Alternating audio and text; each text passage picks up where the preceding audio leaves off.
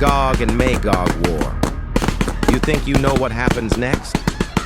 What if everything you've heard is just the beginning? We're diving deep into ancient texts and forgotten prophecies that reveal a stunning, terrifying truth about the world after this cataclysmic final war. Prepare to have your understanding of biblical prophecy shattered. Let's start with what the prophet Ezekiel saw. Chapter 39 describes something almost incomprehensible, a destruction so massive that it takes Israel 7 months just to bury the dead, 7 years to burn the weapons as fuel. Think about that scale. But here's what most people miss. This isn't just about Israel's military victory. The world watches in shock as a supernatural intervention reshapes everything they thought they knew about power. Suddenly, global alliances crumble. The geopolitical order we've known for generations, gone overnight. Russia, Iran, Turkey, major players reduced to rubble. Who fills that vacuum? And Israel?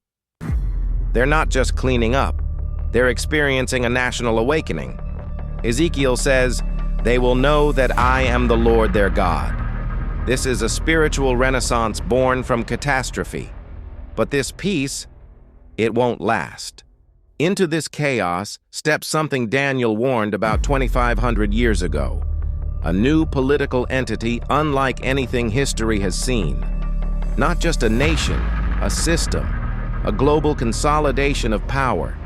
The world is traumatized. Economies are shattered. Resources are scarce. And when people are desperate, they'll accept almost any solution, even if it means surrendering their freedom. This isn't just political control, it's economic. Revelation describes it. No one can buy or sell without the mark of this new authority.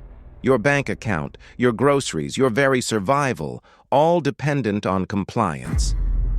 But here's the most insidious part.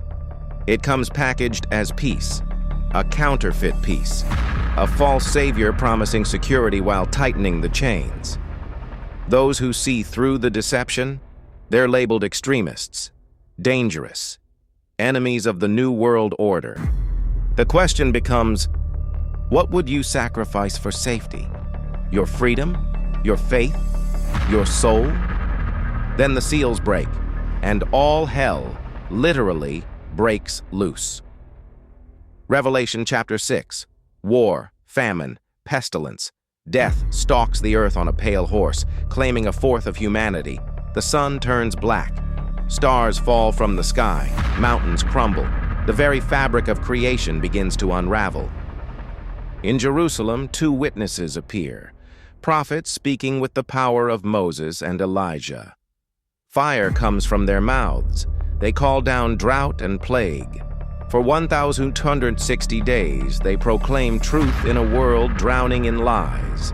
The global media mocks them. The beast's followers hate them. And then, they're killed. Their bodies lie in the streets of Jerusalem for 3.5 days while the world throws a party. Finally, those annoying prophets are silenced. But God has the last word. They rise from the dead, live on international television, and ascend to heaven while their enemies watch in horror. Meanwhile, believers worldwide face the ultimate test. Resist the beast and lose everything. Your job, your home, maybe your life.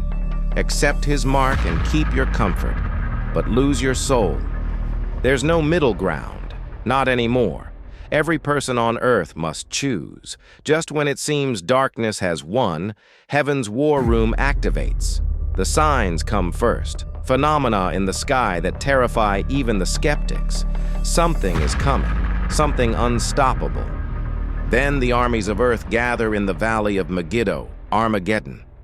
The beast has united humanity for one final purpose, to wage war against God himself.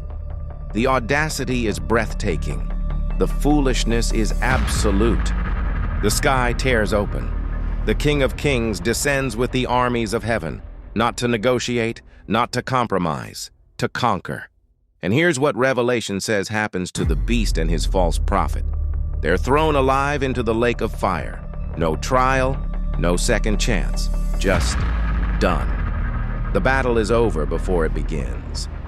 Wickedness doesn't fall gradually. It's ended. Definitively. Finally. The blood flows as deep as a horse's bridle for 180 miles. This isn't a metaphor. This is justice. Satan is bound and thrown into the abyss for 1,000 years.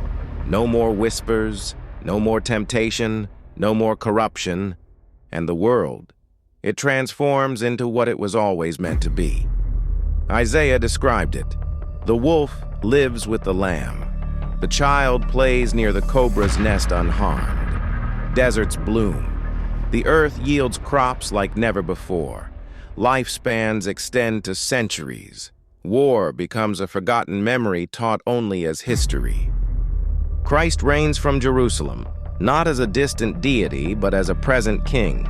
Righteous, just, perfect governance that makes every human system look like the chaos it always was. But here's what's sobering. Even in paradise, some still rebel. When Satan is released for a short time at the end of the 1,000 years, he finds willing followers. Human nature needs more than a perfect environment. It needs a transformed heart. That's why there's one final event, the great white throne judgment. Every soul who ever lived stands before God. The books are opened. Justice, perfect, complete, undeniable justice, is served. And then, eternity begins. A new heaven, a new earth. God dwelling with humanity forever. No more tears, no more death, no more pain. This is what comes after Gog. So when you hear about Gog and Magog, remember, that's not the end. It's barely the beginning. What follows is the most dramatic, terrifying, and ultimately hopeful sequence of events in all of human history. The question is, which side of this story will you be on when it unfolds? Because according to these ancient texts, unfold it will.